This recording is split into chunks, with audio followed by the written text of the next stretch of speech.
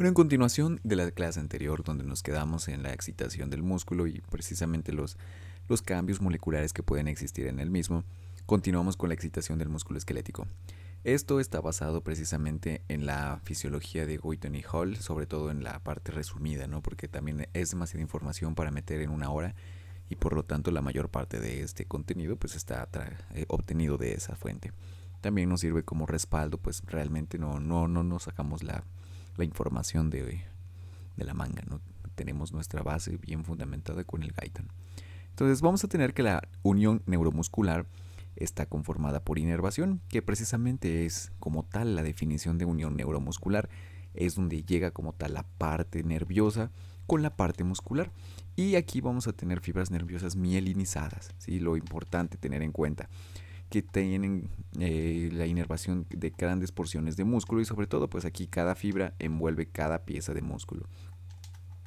Y más que pieza de músculo, sino las fibras musculares pues son realmente muy complejas entre sí y se relacionan de tal modo de que una sola fibra muscular, una sola terminación nerviosa puede tener cada quien su propia inervación y por lo tanto pues hace esto un poco más específico.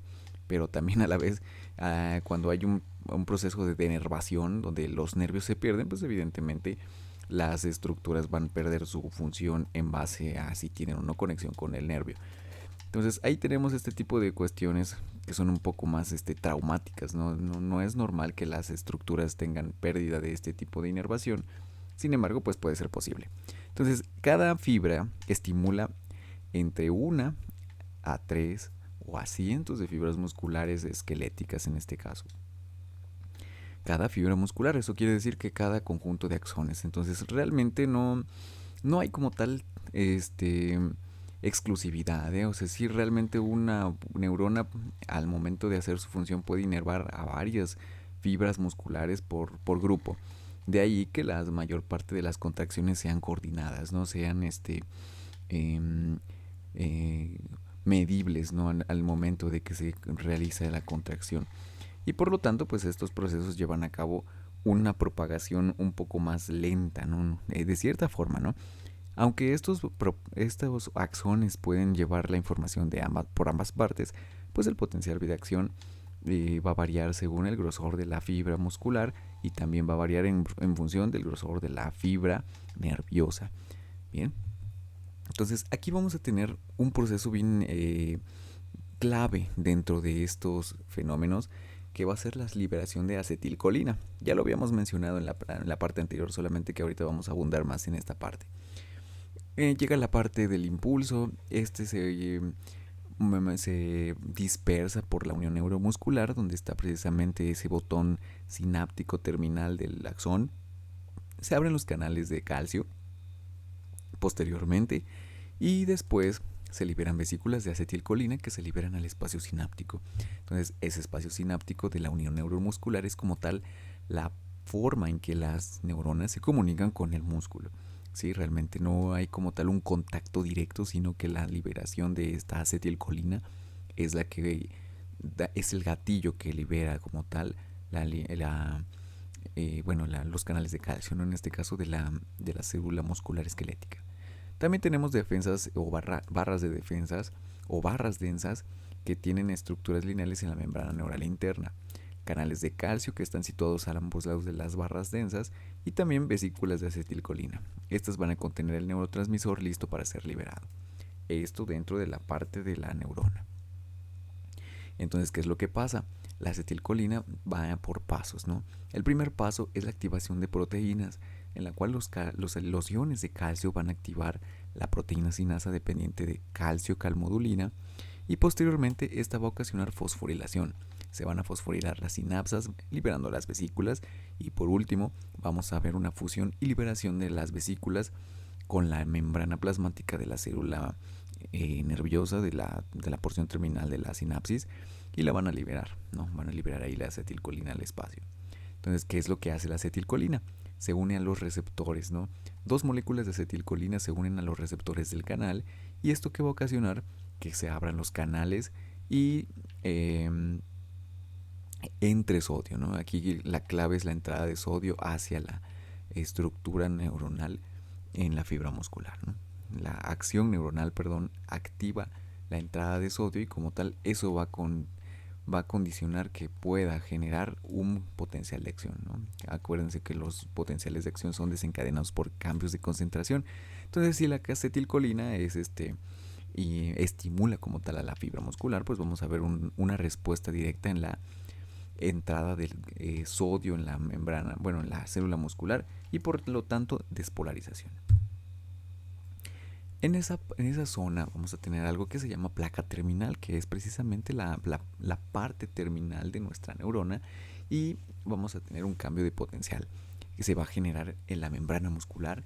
Van a abrirse los canales de sodio, como habíamos visto, y van a ser activados por voltaje, que es lo que estábamos viendo, ¿no? El cambio del sodio va a generar ese voltaje que va a abrir los canales y el potencial de acción va a iniciar en la membrana muscular pues otro potencial de acción que va a producir contracción del músculo a la vez.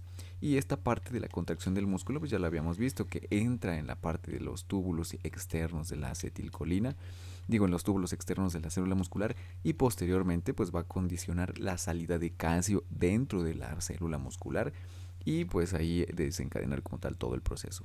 Pero pues lo vamos a mencionar en un momento. Entonces, ¿qué pasa con la acetilcolina liberada? Esta se libera al espacio sináptico, posteriormente hay una activación mientras permanece en ese espacio, posteriormente que vamos a tener destrucción de esta misma acetilcolina, como podemos imaginarnos, ¿no? Piensen que la acetilcolina es como una especie de reactivo medio ligeramente tóxico para la propia célula muscular y la cual pues la va a estar condicionando a que se contraiga de forma indefinida, entonces esta tiene que eliminarse. Obviamente vamos a tener algunas patologías relacionadas con esta enzima colinesterasa, donde va a haber pues por lo tanto alteraciones en las contracciones musculares, ¿no? Sobre todo del tipo tetánicas, ¿no?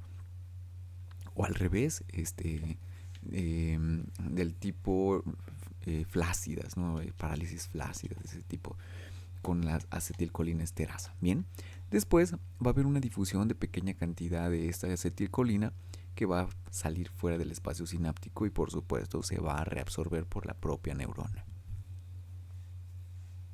Entonces, ¿qué estructuras, o bueno, cuáles son las características en esta placa terminal posterior del potencial de acción?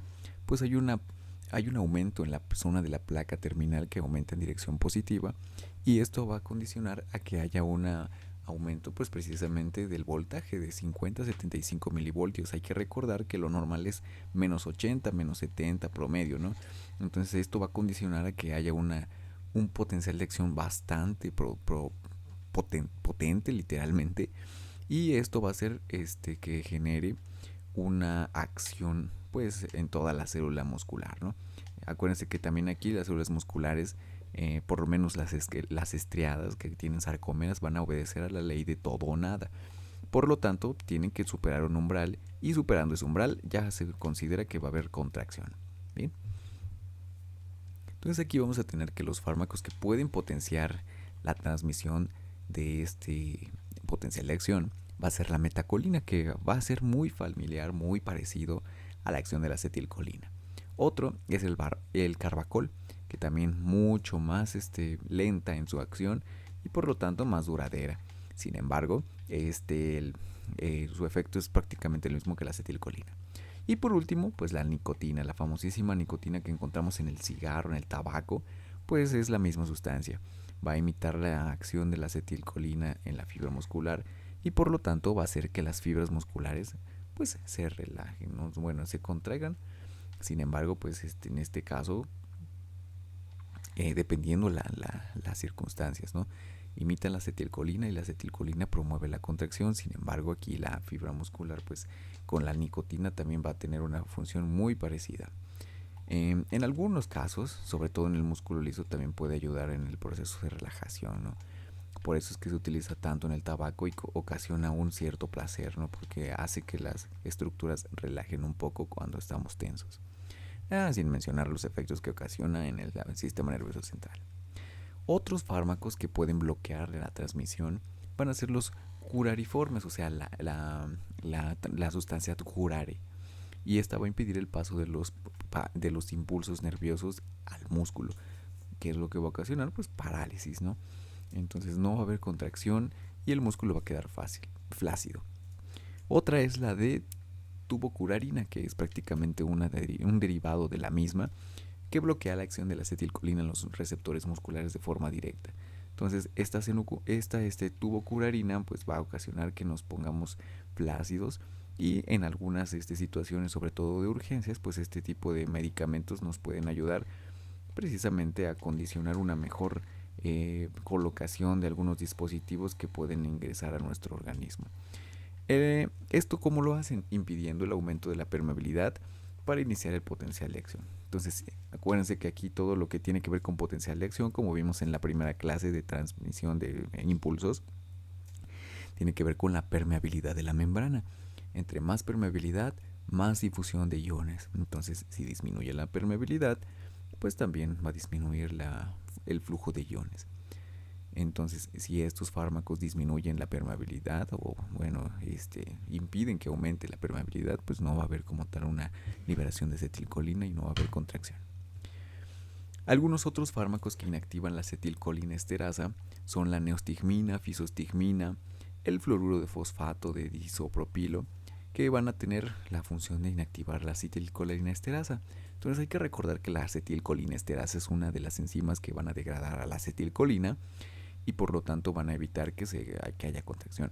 Entonces este tipo de medicamentos puede tener un efecto por varias horas y pues qué es lo que van a hacer, ayudar en algunas enfermedades, ¿verdad? Como tal, que generan una parálisis, ¿no? Entonces, ayudando a que la acetilcolinesterasa no haga su trabajo, bueno, que se destruya la acetilcolinesterasa, en pocas palabras, el acetilcolina tiene mayor tiempo de acción y por lo tanto, pues, podemos continuar con una contracción, pues, por lo menos aceptable, ¿no? Para que se realicen los procesos básicos de respiración, por ejemplo. Entonces, en algunas, patologías, pues va a ser bastante útil, por ejemplo en la miastenia gravis, donde una enfermedad autoinmunitaria afecta la transmisión neuromuscular. ¿Qué pasa aquí? Los anticuerpos van a destruir canales iónicos activados por acetilcolina y por lo tanto no va a haber contracción muscular, sí va a haber una parálisis, debilidad muscular. ¿Por qué? Porque no hay suficientes señales nerviosas y esto pues es irreversible, ¿no? Una vez que se tiene la miastenia gravis, esta tiende a progresar a negativo, ¿no? Tiende a empeorar, ¿no? Y por lo tanto las personas con miastenia gravis pues desarrollan parálisis en los músculos de la respiración y eso es lo que puede condicionar o comprometer su vida, ¿no? Ya en términos un poco más delicados, ¿no? Bien. Entonces, en el caso de la miastenia gravis, los anticuerpos van a destruir los canales iónicos activados por acetilcolina, van a crear potenciales débiles y estos potenciales débiles pues van a estar en unas terminaciones nerviosas que no van a realizar su función y por lo tanto pues no va a haber despolarización, ¿sí? No va a haber conducción eléctrica. Acuérdense que no, toda la comunicación en la mayor parte de las células pues depende de hormonas, pero antes de que se liberen esas hormonas debe haber una señalización central y esa precisamente está regulada por el sistema nervioso. Y si las neuronas no hacen su trabajo, bueno, no liberan su potencial, no hacen el estímulo, pues tampoco vamos a tener respuestas de otras estructuras más complejas de nivel inferior. No porque no sean importantes, son de nivel inferior, sino que están debajo en la secuencia de activación. Entonces no se van a producir despolarizaciones de las fibras musculares y va a ocasionar en una debilidad muscular generalizada. Bien. Y esto en la mayor parte de los músculos, no solamente en los esqueléticos. Normalmente pues afecta a estos porque son los que mayormente utilizan acetilcolinesterasa. Y tan sabia es la naturaleza, el cuerpo en este tipo de situaciones, que pues también condiciona que no todos los músculos tengan este mecanismo de contracción. Si el músculo liso no lo ocupa y tampoco lo hace el cardíaco. Entonces las personas con miastenia gravis solamente quedan paralizadas del cuerpo en su movimiento, el esquelético, pero sin embargo su corazón sigue latiendo, ¿no? Muy bien. Para eso podemos usar los medicamentos, ¿no? La neostigmina, la fisostigmina son anticolinesterásicos y por lo tanto evitan que la colinesterasa actúe y condicionan la mejora de la transmisión neuromuscular. Por lo tanto, pues sí va a haber como tal comunicación entre los músculos y los nervios. como va a haber, bueno, normalmente en la miastenia gravis la colinesterasa está más activa y destruye pues toda la acetilcolina, ¿no? Pero en este caso, los medicamentos que inhiben la acetilcolinesterasa no van a permitirlo y por lo tanto van a permitir que la acetilcolina se vaya acumulando y así se genere como tal un proceso de contracción, ¿sí? Entonces sí es bien importante la acetilcolina y en este tratamiento pues va a mejorar la fuerza y reduce los síntomas. Aquí vamos a ver que hay un potencial de acción muscular y lo vamos a comparar en cuanto a la fibra muscular y la fibra nerviosa. En el caso de la fibra nerviosa vamos a encontrar una conducción de potenciales similar a las mismas cualitativamente, ¿no? O sea, en cuanto a su potencia, no precisamente al nivel de voltaje, ¿no? Aquí la conducción es muy similar en cuanto a sus capacidades. Y las fibras musculares pues van a diferenciar cuantitativamente. Aquí sí van a ser de menor intensidad o de mayor intensidad, mejor dicho, en la conducción de los potenciales. Las características de este potencial muscular a las que nos referíamos pues es al potencial de membrana en reposo. Como pueden darse cuenta, es un poco más negativo que el de las células normales, que era de menos 80, ¿no? Y aquí podemos encontrar un potencial entre menos 80 y menos 90 en fibras esqueléticas. La duración de ese potencial puede ir desde 1 a 5 milisegundos en el músculo esquelético y la velocidad de conducción en las fibras musculares esqueléticas, a diferencia de la neurona, va a ser de 3 a 5 metros por segundo. Bien, por eso mencionábamos lo anterior. Entonces aquí podemos ver que las fibras nerviosas van a tener potencial de acción similar cualitativamente en cuanto a su poder, ¿no? Si es negativo. Y las fibras musculares van a tener diferencias cuantitativas en la conducción de los potenciales. Entonces estas células pueden conducir un potencial pues relativamente bastante rápido, ¿no? En menos de un segundo, en menos de una quinta parte de segundo, pues se realiza ese cambio de potencial y tenemos la activación de las fibras musculares. Y aquí hay que mencionar ahora sí las partes constitutivas de la célula muscular, ¿no? Los túbulos T, que son túbulos transversos.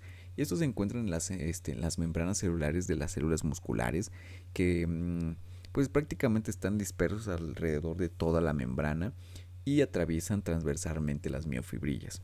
O sea, están en la superficie de la célula y a partir de esas mismas van interiorizándose en la célula y van a atravesar las miofibrillas de forma transversa. ¿Y para qué? Para que el contenido que va a entrar de las cisternas pase más rápido hacia los espacios de la sarcómera. Entonces, estos túbulos T van a conducir el potencial de acción que viene desde la membrana celular, lo van a propagar de forma interna a lo largo de todos los túbulos T y luego van a generar una excitación de las partes internas de la fibra muscular. Entonces, ¿cómo lo hacen? Pues llevando el potencial de acción, estimulando a las cisternas terminales que van a tener gran cantidad de calcio, como habíamos mencionado, y por último pues van a liberarlo, ¿no? Entonces el retículo sarcoplásmico va a ser el retículo endoplásmico rugoso, ¿no? En este caso de las células musculares. Tiene túbulos longitudinales, tiene cisternas terminales y una ubicación en las cisternas contiguas a los túbulos T. Entonces, en este caso, los músculos estriados van a formar estructuras llamadas triadas, ¿no? Van a tener dos cisternas y un túbulo T, por eso es la constitución. Y estos túbulos T y cisternas pues son lo que van a hacer, o la importancia que van a tener es la de conducir y excretar como tal pues el calcio. De ahí que tengamos diferencias entre el cardíaco y el esquelético.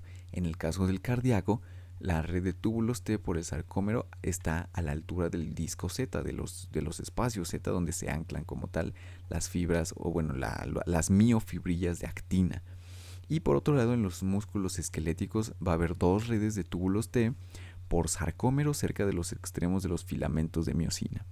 Y en medio de esos túbulos T va a estar una cisterna, por eso se llaman triadas. Y en el músculo cardíaco solamente va a haber un túbulo T, una red, ¿sí? Entonces un túbulo T por cisterna, entonces van a ser diadas. ¿Qué es lo que va a pasar entonces con estos túbulos T y cisternas? Va a haber liberación de calcio en el músculo. Y esto como tal va a empezar el potencial de acción que se va a producir en el túbulo T adyacente. Entonces esto es como una cadena que va traspasando información de forma continua y progresiva. Entonces va a haber apertura de canales que van a ser rápidamente abiertos de calcio precisamente en las cisternas terminales, lo van a liberar hacia el sarcoplasma y luego del sarcoplasma nos vamos a ir hacia las bombas de calcio del retículo sarcoplásmico, las cuales tienen la función de pues mantener esa cantidad de calcio en el retículo. Entonces esta bomba se llama cerca, ¿no? Bueno, traducido del inglés. Una bomba de calcio ATPasa del retículo sarcoplásmico, eso es lo que significa. Y va a bombear iones calcio desde la miofibrilla al retículo sarcoplásmico. O sea, esta cerca va a ser la que va a estar regulando la contracción, limitando la cantidad de calcio que vamos a encontrar dentro del citoplasma.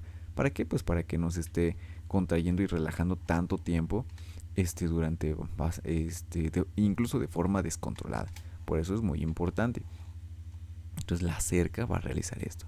Su capacidad es de concentrar iones de calcio aproximadamente 10.000 veces. Entonces imagínense, prácticamente la contracción está regulada por esta estructura de bomba de sodio, de bomba de calcio del retículo sarcoplásmico. Bien. Hay otra proteína muy importante también llamada calsecuestrina, que como su nombre lo dice, secuestra calcio. Entonces, esta va a estar en el interior del retículo sarcoplásmico y va a aumentar la capacidad de almacenamiento de calcio de nuestra célula. O bueno, en este caso de la cisterna, ¿no? Y proporciona hasta 40 veces más de almacenamiento de calcio. Entonces, es una importante proteína.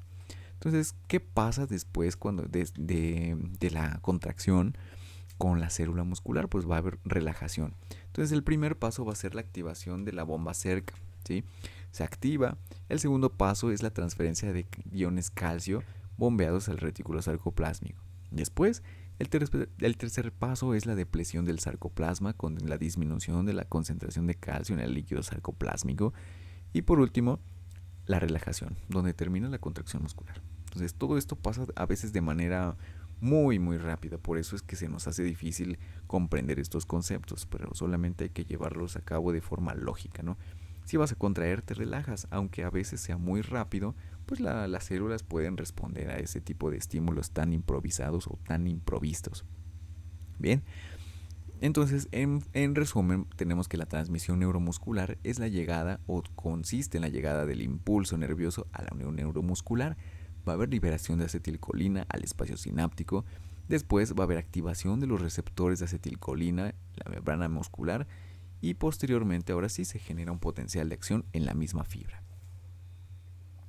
Posterior de este paso de transmisión neuromuscular viene uno muy importante llamado de acople excitación-contracción, en el cual pues es lo que estábamos viendo nosotros, que es la parte donde el potencial de acción se propaga por los túbulos T.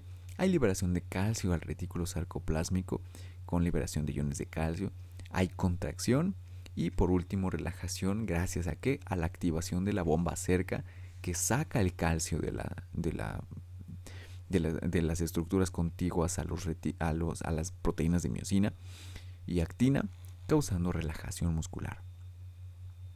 En la parte clínica, pues este tipo de circunstancias musculares nos van a permitir realizar diagnósticos más completos, sobre todo para los trastornos neuromusculares, y también proponer tratamientos o dar tratamientos correctos que permita desarrollar terapias más efectivas a posterior. También vamos a tener que es importante en la investigación saber esto. ¿Por qué? Porque es la base de la investigación en fisiología muscular y neurología.